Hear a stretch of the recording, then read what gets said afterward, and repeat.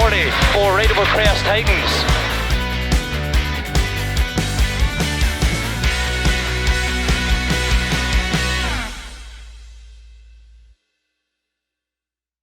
After the long winter break, the British Historic Rally Championship returns to the stages.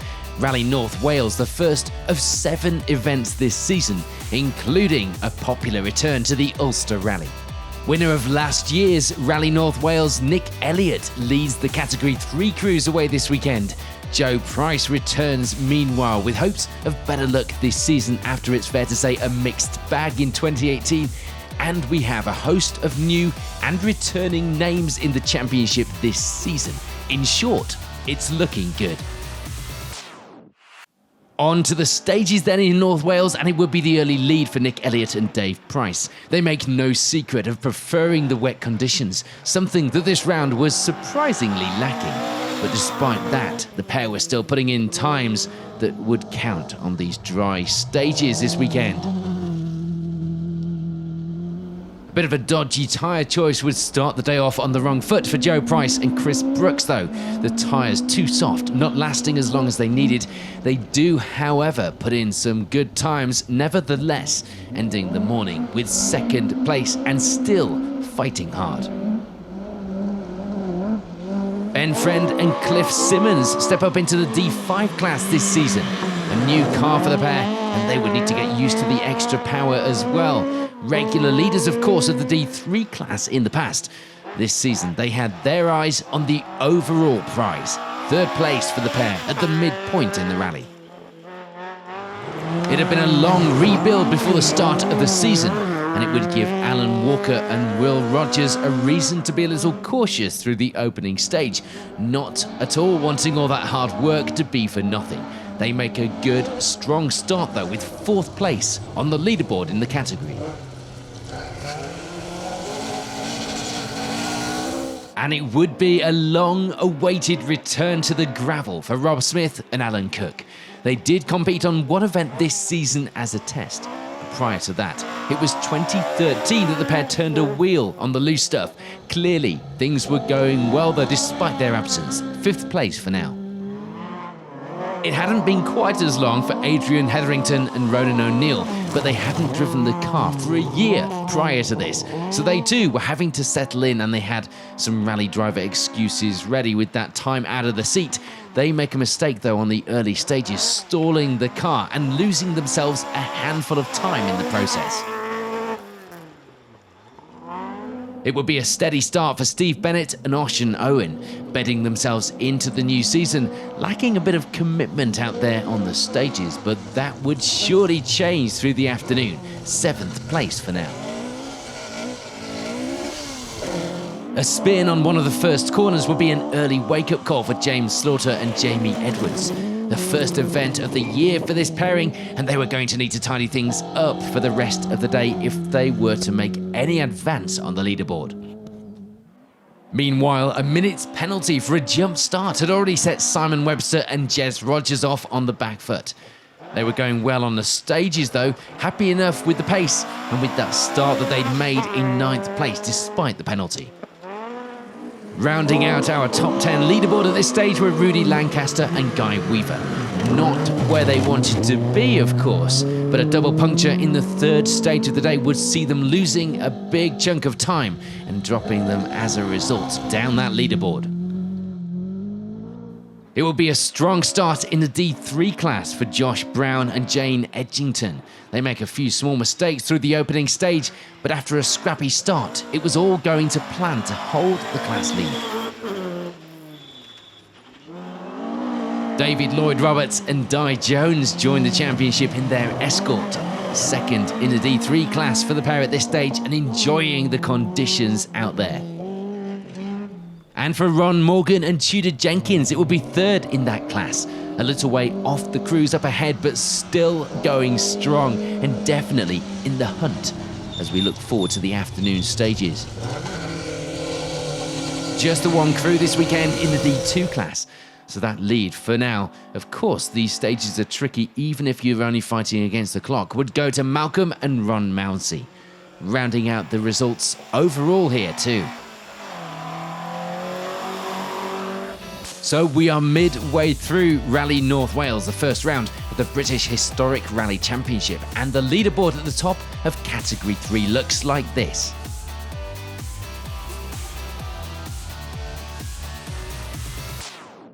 Nick, we're at the halfway point of Rally North Wales and you're in absolutely prime position here in the British Historic Rally Championship. You're leading the crews away with 4 stages to go. You've had a good day so far.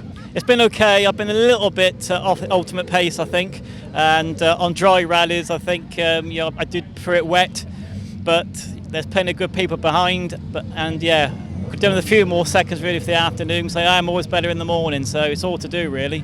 Joe, halfway through Rally North Wales and second place in BHRC as it stands. You happy with that? Very happy with that, yeah. I'm just glad to be here, to be honest. No, good morning, just the wrong tyre choice. You were on softs, way too soft.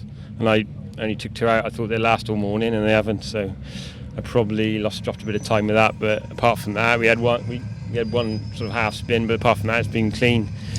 Let's head out onto those afternoon stages then, and there would be no change for Malcolm and Ron Mounsey. They do, of course, take the D2 class win, rounding out the finishers in our championship.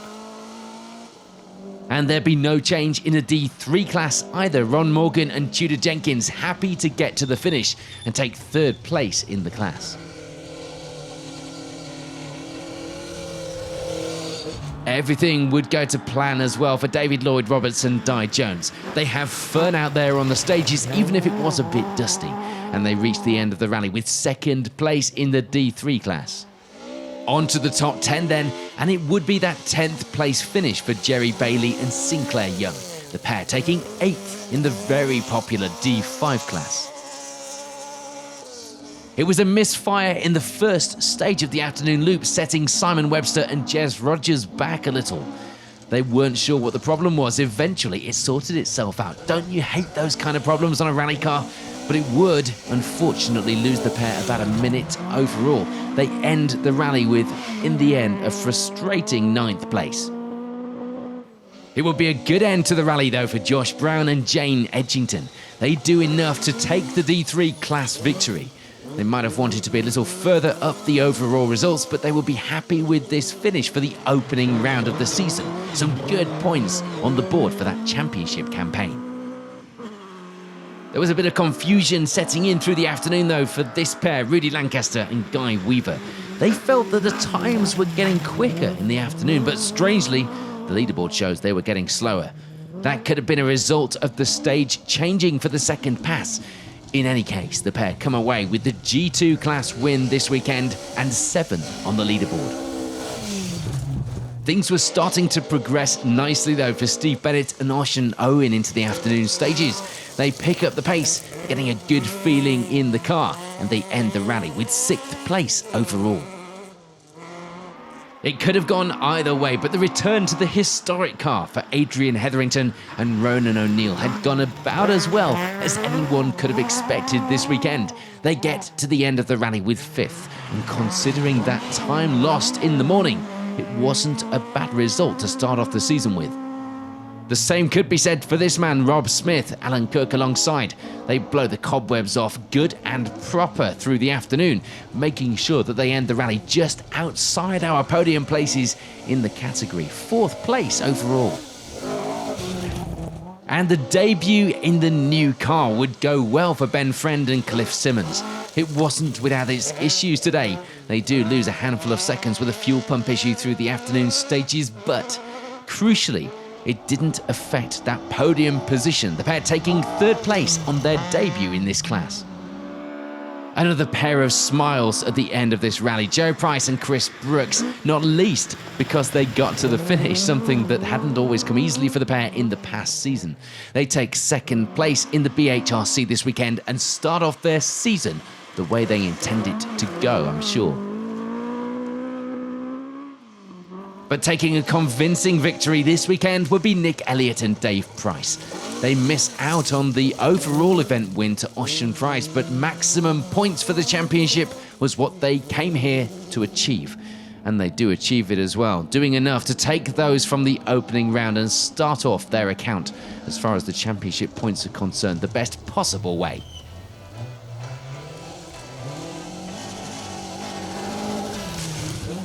So confirmation then of the times in the category at the end of an unusually warm and dry, dusty Rally North Wales.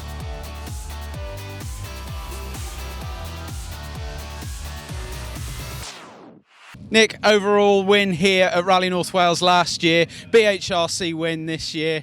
You're on good form. Yeah, it's come good. I did pick up my game a bit this afternoon, and that's paid off. I mean, we started off with the intention just to be first BHRC, and we got that, but it was a tough one. You know, I'm not keen on the dusty conditions, but I had to really wake up this afternoon, get some motivation, and go for it. And it's just about paid off, I hope.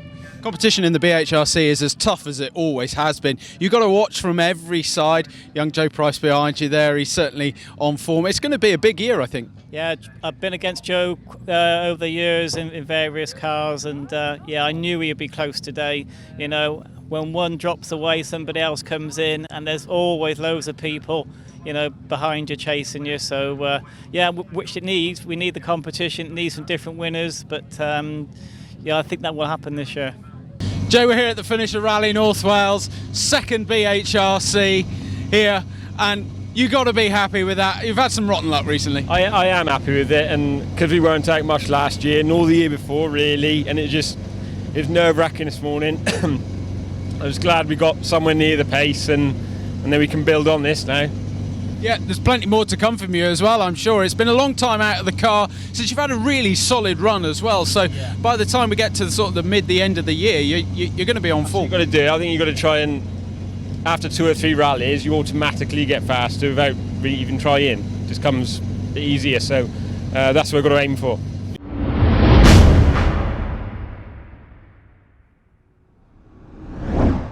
The second round of the British Historic Rally Championship headed north as the crew set out to tackle one of the fastest and most formidable events on the calendar, the Pirelli Rally in the legendary Kielder Forest. Matthew Robinson joins us in the championship again on this round. He'd be followed by round 1 victor Nick Elliott and runner-up Joe Price, all to play for then on this fantastic rally. Let's head out onto those dramatic stages, and it would indeed be the lead for Matthew Robinson and Dave Robson. You perhaps wouldn't have betted against it at this stage, but plenty of competition around them. They do, though, open up a 33-second lead nonetheless after the first pair of stages. And their lead would be over round 1 runner-up Joe Price, Chris Brooks alongside. The pair once again sitting in that second place in a chasing position, but they'd certainly be happy to finish there if they could take it at this stage of the rally. Turning the wrong direction on this junction wasn't going to help the times or that brief, but they style it out well, as you might expect from Price.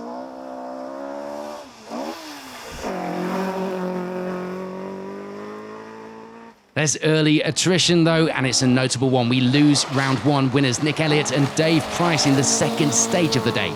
The pair would crash out of the rally after they get the car into a ditch.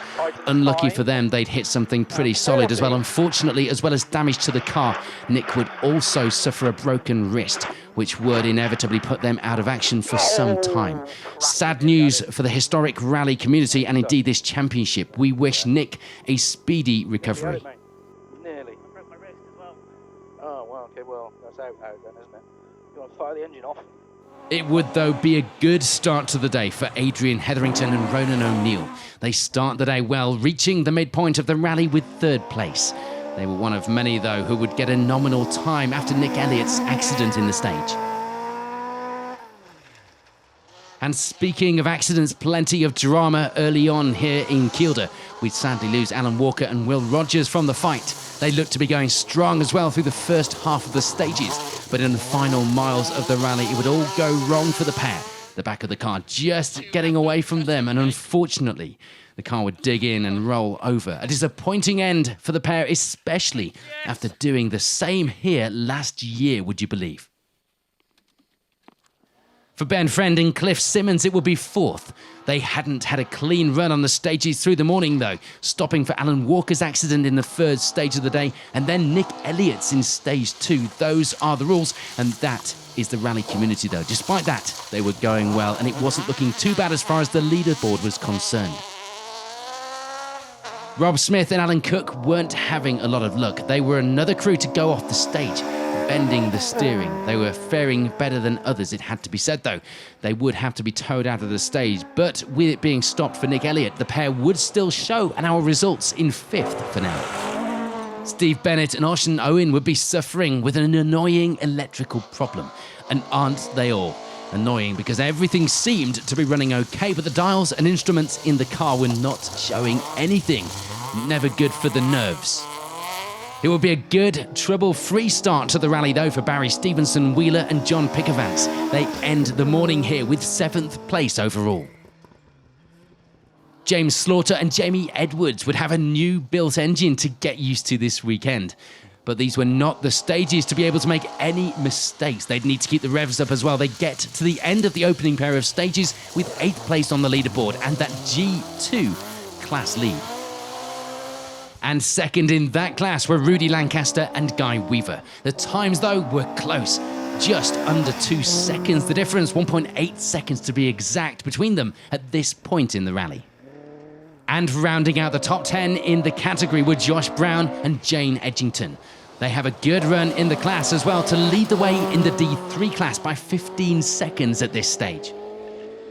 Meanwhile, in second place in the class, it was David Lloyd-Roberts and Di Jones, the pair more used to the stages in Wales. So they were going well with that all considered so far this weekend, seemingly having fun and, importantly, keeping that concentration up. For Tim Metcalf and Karen Tomlinson, it will be 3rd in the G2 class. A little way off the leaders in the class, but still going strong. Some good pace and still in the fight at this stage. And it will be 3rd place in the D3 class for Paul Holmes and Elizabeth Beasley, themselves down in 19th position in the category by the midway point. Just the one crew in D2 means, in theory, Malcolm and Ron Mounsey would have an easy ride for that class victory. But of course, these stages and this championship don't always allow for an easy ride. So here's a rundown then of the leaderboard in Category 3 at the midway point in this second round of the British Historic Rally Championship. Lots of drama so far in this leaderboard. On to the second half of the rally then, and a look at the results. And what did we say about this rally and this championship not usually giving anybody an easy ride? Malcolm and Ron Mounsey might have been the only ones in the class, but they go off into a ditch on stage 4, lost from the leaderboard. There'd be some bad luck in the afternoon as well for David Lloyd-Roberts and Di Jones. They slipped down the leaderboard after going wide on one corner and ending up in a ditch. They would eventually get out, slipping down to 4th in the class and 18th overall. Still, not as bad a day as some had had so far. For Paul Holmes and Elizabeth Beasley, it would be 3rd in D3, ending the rally with 17th overall. Just above Holmes and Beasley on the results were Mike Reed and Dave Shepherd, 16th overall, 2nd in D3 for the pair. No change though for Tim Metcalf and Karen Tomlinson. They end the rally 3rd in G2, 14th on our leaderboard. As we move through that leaderboard, we get some changes in the class positions. James Slaughter and Jamie Edwards reaching the end of the rally with 2nd in that class. They lose the lead though in the afternoon stages, still on the pace, but the pace is hot here in Kielder. Frustratingly for Ben Friend and Cliff Simmons, it would be a finish outside of the top of our results. Uncharacteristically, they slip down the leaderboard through the afternoon to end the rally with 11th overall. Onto our top 10 then, and it would be that 10th position finish for John Lowe and Jamie Forrest, taking 8th place in the popular D5 class as well. Paul Street and Ian Jones moved the right way up the results through the afternoon, ending the rally with a strong 7th place in that class, as well as 9th on our overall leaderboard. And it would be a strong end to the rally for Josh Brown and Jane Edgington. They take the D3 class victory this weekend, as well as 8th place overall. Lee Ashbury and Terry Mallin make it into the top of our results. It would be 7th overall. They take 6th place in class as well by the finish in that Escort. Once again, it would be the G2 class victory for Rudy Lancaster and Guy Weaver.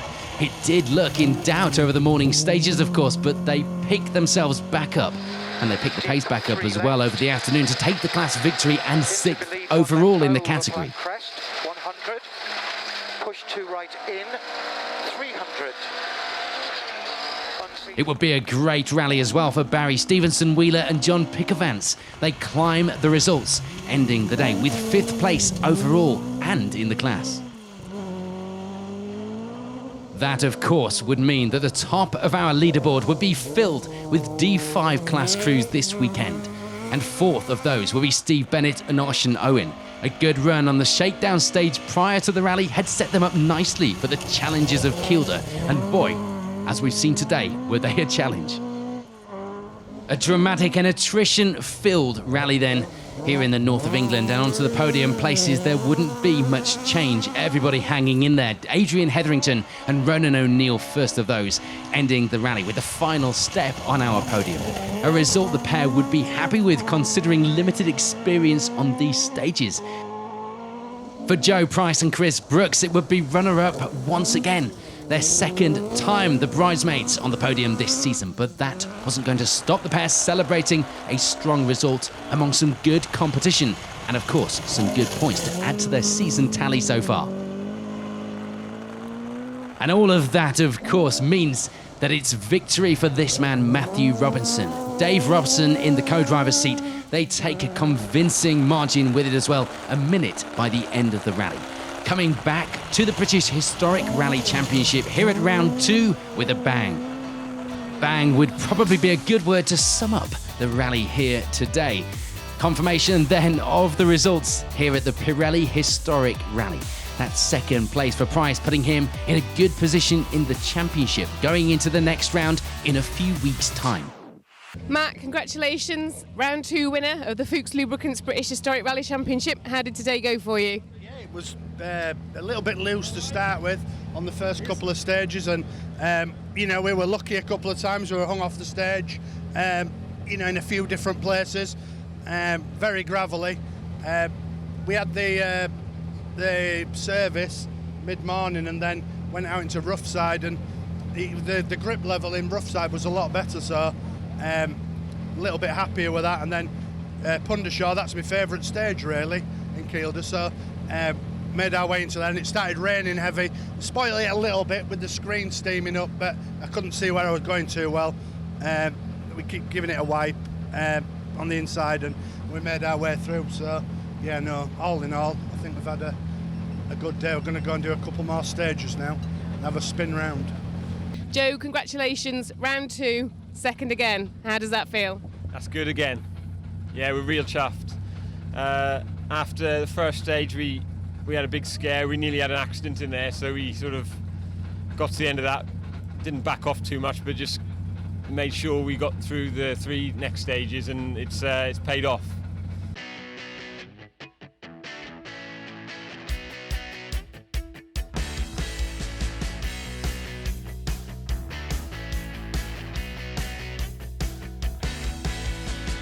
Here, 40 for rateable crest Titans.